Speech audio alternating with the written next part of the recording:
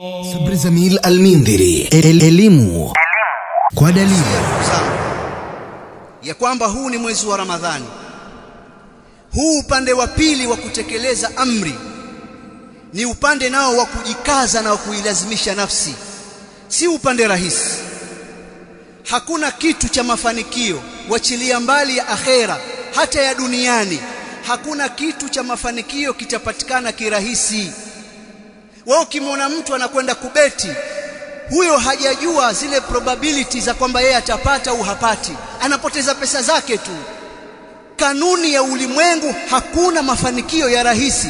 Ukimwona mtu kaona message kwenye simu yake ya kwamba kuna watu huko wanatoa mapesa ya bure, na yeye akayataka mapesa ya bure milioni 2, huyo hajaifahamu kanuni ya ulimwengu ya kwamba vitu vya mafanikio havipatikani kirahisi.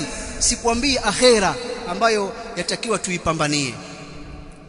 Na ndiyo Mtume Muhammad sallallahu alayhi wa alihi wasallam akasema katika hadithi ambayo ni muttafaqun alayhi, hujibatil naru bishahawat wa hujibatil janna bil makarih.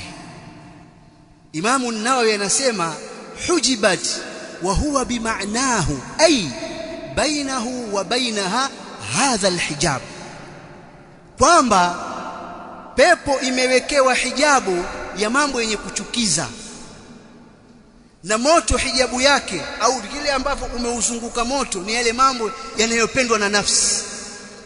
Imamu Nawawi yasema, kwa hiyo wewe ukifanya yale ambayo yako mbele ya ile hijabu, basi ndio utaingia. Si kitu rahisi kwamba mwezi huu mtukufu wa Ramadhani, badala ya kwenda kupumzika ukasema wacha nisukume karatasi za Qur'an. Si kitu kirahisi, kinahitaji kuikaza nafsi, na ndiyo malengo ya saumu. Sio kitu kirahisi kuja kuswali swala ya tarawehe badala ya kwenda kukaa kwenye mipira. Hii naisema kwa sababu imekuwa ni mtihani sasa. Si kitu kirahisi.